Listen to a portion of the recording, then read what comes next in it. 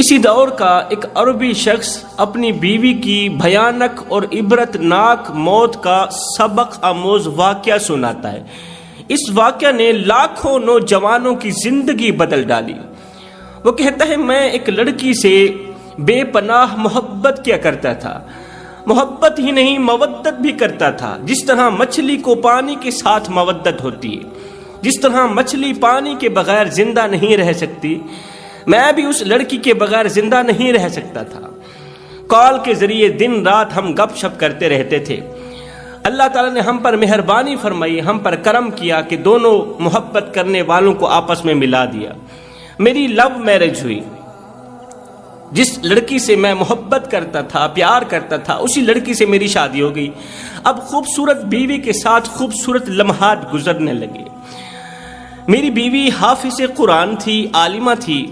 وہ زمانے کی عورتوں میں سب سے زیادہ حسین و جمیل تھی، متقی پرہیزگار تھی۔ میری زندگی میں آنے کے بعد وہ متقی پرہیزگار بنی۔ وہ 5 وقت کی نمازی تھی۔ میری زندگی میں آنے کے بعد اس نے پچھلے تمام گناہوں سے توبہ کی اور اگلی نئی زندگی شروع کی۔ وہ 5 وقت کی نمازی تھی، عالمہ تھی، حافظ قرآن تھی۔ زندگی گزر رہی تھی، خوبصورت بیوی کے ساتھ خوبصورت محبت بھرے لمحات گزر رہے تھے۔ اچانک ایسا ہوا کہ میری بیوی بیمار ہو گئی۔ میری بیوی اس قدر بیمار ہوئی کہ میں نے بڑے بڑے ڈاکٹروں کے پاس بیوی کو بھیجا علاج معالجہ کے لیے۔ بڑے بڑے حکیم طبیب میری بیوی کے پاس آئے علاج کرنے کے لیے، لیکن میری بیوی کو شفا نہ ملی۔ میری بیوی کو ایسی مہلک بیماری لگی کہ اس بیماری نے میری محبت کو مجھ سے جدا کر دیا۔ وہ محبت جس سے میں مودت کرتا تھا، جس کے بغیر زندہ نہیں رہ سکتا تھا، پھر وہی ہوا جس کا ڈر تھا۔ موت نے اس طرح میری بیوی کو اپنی گرفت میں لیا، اس طرح میری بیوی کو اپنی گرفت میں لیا کہ 3 دن مسلسل میری بیوی کا منہ کھلا کا کھلا رہ گیا۔ کہتے ہیں موت کے وقت انسان یوں محسوس کرتا ہے کہ وہ ناک سے نہیں، سوئی کے ناکے سے سانس لے رہا ہے۔ مجھے پکا یقین ہو گیا تھا کہ میری بیوی سوئی کے ناکے سے سانس لے رہی۔ سوئی کے ناکے سے سانس لیتے لیتے 3 دن 3 راتیں گزر گئی۔ میری بیوی کا منہ کھلا کا کھلا رہ گیا۔ اب یہ اس بات کی علامت ہے کہ اللہ تعالیٰ اس پر ناراض تھا اور موت کے وقت اسے اس قدر تکلیف محسوس ہو رہی ہے۔ اس کا منہ کھلا کا کھلا رہ گیا، وہ سوئی کے ناکے سے سانسیں لے رہی تھی۔ اب تک تو میں دعائیں کرتا رہا، اللہ میری بیوی کو شفا دے، میری عمر بھی میری محبت کو لگا دے۔ لیکن جب میں نے اس کی یہ خطرناک حالت دیکھی، عبرتناک حالت دیکھی، تو میں نے دعا کی، اللہ تو میری بیوی کو سنبھال ہی لے۔ میری بیوی بیماری سے تنگ آ چکی تھی، اس کی زندگی اجیرن بن گئی تھی۔ جب انسان کی زندگی اجیرن بن جاتی ہے نا، تو انسان باتوں باتوں پر حکیم طبیب کو یہی کہتا ہے، ڈاکٹر لگا مجھے زہر کا ٹیکا کہ اللہ مجھے موت ہی دے دے۔ میں کہنے لگا، اللہ اس عذاب سے بہتر ہے کہ تو میری بیوی کو جلد از جلد سنبھال ہی لے، اس جہان سے اگلے جہان میں منتقل کر دے۔ میں سورہ رحمان پڑھنے لگا، سورہ یاسین پڑھنے لگا۔ 3 دن مسلسل سورہ یاسین پڑھتا رہا۔ 3 دن کے بعد اللہ نے کرم کیا کہ میری بیوی کو موت عطا کر دی۔ موت پر بھی اللہ تعالیٰ کا شکر ادا کیا کریں کہ اللہ تعالیٰ نے ہمیں موت دی ہے۔ وہ کس طرح؟ اللہ اکبر۔ بہو نے کہا، سسر بڈھا ہو گیا ہے، بڈھا کھانستا ہے، جراثیمیں پھیلتی ہیں، کھانستا ہے، بیماریاں پھیلتی ہیں، اس کو اٹھاؤ باہر لے جاؤ، اس کی چارپائی کو اٹھاؤ برآمدے میں جا کے رکھو۔ تیری چارپائی کو اٹھا کر باہر برآمدے میں رکھ دیا گیا۔ بیٹا ہے، حال چال پوچھنے نہیں آتا، ملازم جاتا ہے تجھے روٹی کا ٹکڑا پھینکنے کے لیے، تجھے پانی دینے کے لیے۔ آج تیرے گھر والے تجھ سے تنگ آ چکے ہیں، تو کھانستا ہے، جراثیمیں پھیلتی، کوئی تیرے قریب نہیں بیٹھتا، کوئی تیرے نزدیک نہیں بیٹھتا۔ تو اپنی زندگی سے تنگ آ گیا۔ جب تو اپنی زندگی سے تنگ آ گیا، جب تجھے لگا کہ میری زندگی اجیرن بن گئی ہے، گھر والے، عزیز و اقارب، تیری بیوی، تیرے بیٹے، تیری بیٹیاں سب مرنے کی دعائیں مانگ رہے ہیں کہ اللہ تو بابے کو سنبھال ہی لے۔ آج تیری زندگی اجیرن بن گئی۔ جب تو اپنی زندگی سے تنگ آیا پھر تو نے کہا ڈاکٹر لگا مجھے زہر کا ٹیکا کہ اللہ مجھے موت ہی دے دے۔ میرا اللہ فرماتا ہے اے میرے بندے بتا تو صحیح، اس وقت اگر ہم تجھے موت نہ دیتے تو کہاں جاتا؟ جب تیرے گھر والے سب لوگ تیرے مرنے کی دعائیں مانگ رہے تھے، کوئی تجھے روٹی ڈالنے کے لیے تیار نہیں تھا، کوئی تجھے پانی پلانے کے لیے تیار نہیں تھا، تو سسکتا رہتا ساری زندگی، پریشان ہی پریشان رہتا۔ ہم نے تیرے اوپر کرم کیا، ہزاروں کرم کیے، ہزاروں احسانات کیے، نعمتوں کی بارش برسائی، لیکن یہ بھی میرا تم پر احسان ہے کہ میں رب نے تجھے موت دی ہے، اور موت دینے کے بعد قبر جیسا خوبصورت مکان بھی دیا ہے۔ قصہ مختصر کہتا ہے کہ میری بیوی کی روح نکل گئی۔ جب میری بیوی کی روح نکلی، ادھر سے روح نکلی، ادھر سے آنسو نکلے، ادھر سے میں نے اللہ کا شکر ادا کیا کہ اللہ چلو اس عذاب سے تو میری بیوی بچ گئی۔ جب روح جسم سے الگ ہو گئی تو میں نے اپنی آنکھوں سے دیکھا میری بیوی کی خوبصورتی بدصورتی میں تبدیل ہو گئی۔ بیوی حسین و جمیل تھی، زمانے کی عورتوں میں سب سے زیادہ حسین و جمیل تھی، مگر میں نے اپنی آنکھوں سے دیکھا کہ اس کی خوبصورتی بدصورتی میں تبدیل ہو گئی۔ میں سوچنے لگا کہ اللہ میری بیوی تو حافظ قرآن تھی، یہ تو نماز بھی پڑھتی تھی، یہ تو قرآن کی تلاوت بھی کرتی تھی، اس کی خوبصورتی کہاں چلی گئی؟ خیر میری بیوی کا جنازہ پڑھا گیا۔ جنازہ پڑھنے کے بعد میں نے بیوی کو سپرد خاک کیا۔ اللہ نے میری بیوی کو قبر جیسا خوبصورت مکان دیا۔ ایک کتا بھی تو مر جاتا ہے، گھسیٹ کے روڑی پہ ڈال دیا جاتا ہے، بکری بھی تو مری تھی، گھسیٹ کے روڑی پہ ڈال دی گئی۔ اگر تجھے بھی روڑی پہ ڈال دیا جاتا تو کیا تھا؟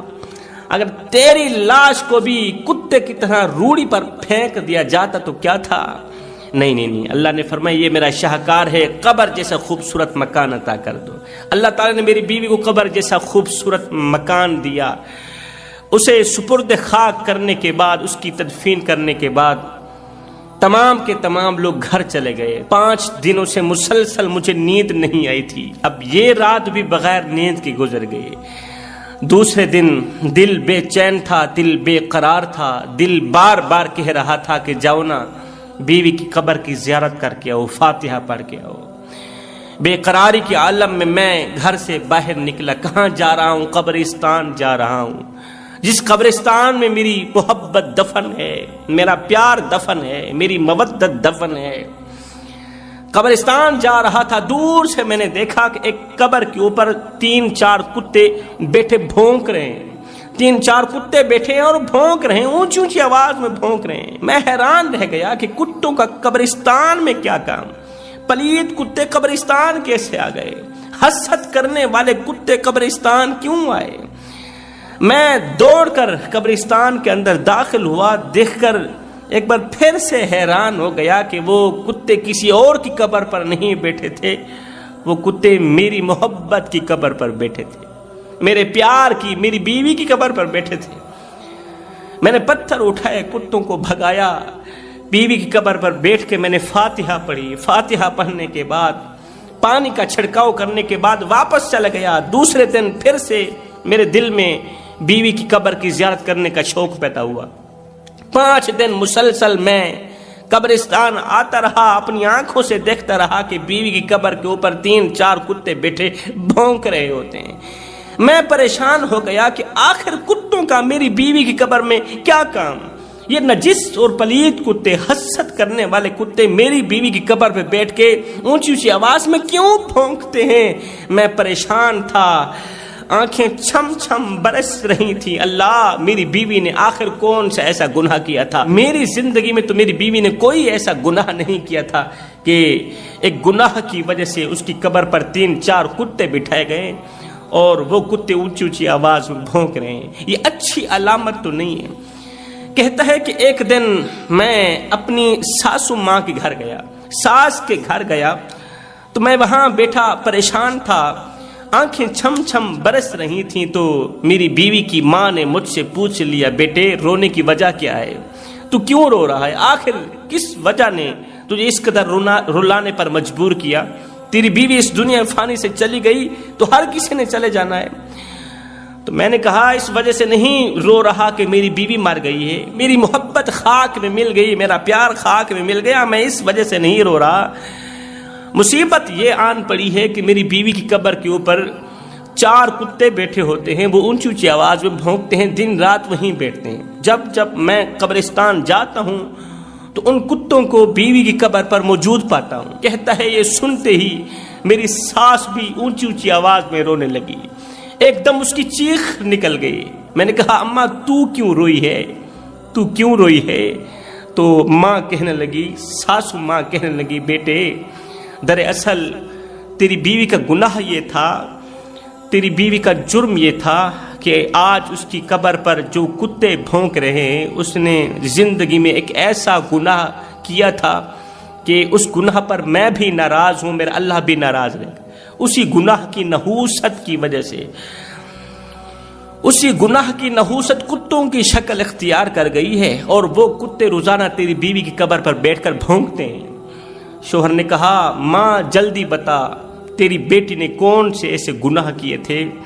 تو ساس نے کہا بیٹے جب میری بیوی کا تعلق تیرے ساتھ بڑھا تھا، شادی سے پہلے ہم عزت دار لوگ تھے، جب سے میری بیٹی نے تیرے ساتھ ہاتھ بڑھایا، سلام دعا ہوئی، دوستی ہوئی، وہ تجھ سے لک چھپ کے باتیں کرتی تھی، محبت بھری باتیں کرتی تھی، نکاح سے پہلے شادی سے پہلے چھپ چھپ کے باتیں کرتی تھی، تو میں اسے روکتی تھی، بیٹی ہم عزت دار لوگ ہیں، ہمارا عزت دار گھرانہ ہے، اگر ایسا کرو گی تو تیرے بوڑھے باپ کی عزت والی پگڑی خاک میں مل جاؤ گی۔ کسی غیر محرم سے عزت دار لڑکیاں باتیں نہیں کرتی، اسلام کی مقدس شہزادیاں نکاح سے پہلے کسی غیر محرم سے باتیں نہیں کرتی۔ تو کیوں کر رہی ہے؟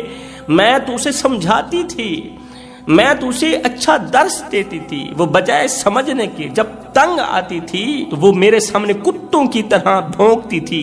ایک دن تو کتوں کی طرح بھونکتے اس نے میرے منہ پر تھپڑ رسید کر دیا تھا، میرے منہ پر میری بیٹی اور تیری بیوی نے تھپڑ رسید کر دیا تھا، اور ہر وقت میرے سامنے کتوں کی طرح بھونکتی رہتی تھی۔ میں دعا کرتی تھی اللہ اس کمینے کو کبھی معاف نہ کرنا، یہ ظالم لڑکی بوڑھی ماں کے منہ پر تھپڑ رسید کرتی ہے، بوڑھی ماں کے آگے ہاتھ اٹھاتی ہے، کتوں کی طرح بھونکتی ہے۔ اللہ اس نے میرے ساتھ کیا تو اس کے ساتھ کرنا، اس نے مجھے رلایا تو اسی کو رلانا۔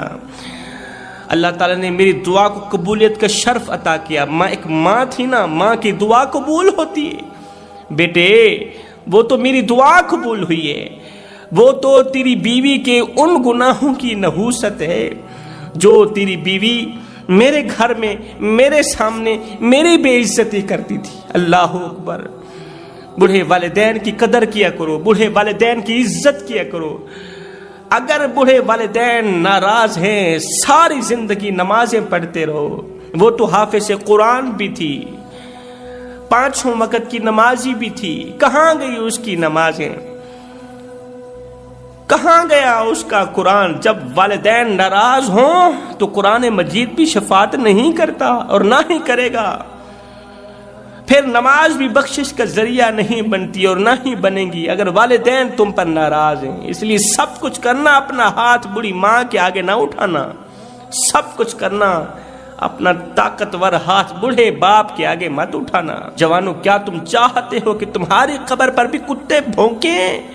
اگر نہیں چاہتے تو پھر آؤ سب کچھ کرنا، ایک گناہ کبھی نہ کرنا۔ وہ گناہ تکبر، وہ ہے میں، جس کو میں کی ہوا لگی پھر اسے نہ دوا لگی اور نہ ہی دعا لگی۔ گناہ کر کے شرمندہ ہونا نیکی کر کے تکبر کرنے سے کہیں زیادہ بہتر ہے۔ کہتے ہیں نیکی کر کے تکبر کرنے سے کہیں زیادہ بہتر ہے کہ تم گناہ کرو اور ہر وقت اللہ کے حضور شرمندہ رہو۔ وہ ایک فقیر تھا، مسجد کے سامنے بیٹھ کے کچھ مانگ رہا تھا، غریب فقیر تھا، 3 دن کا بھوکا تھا۔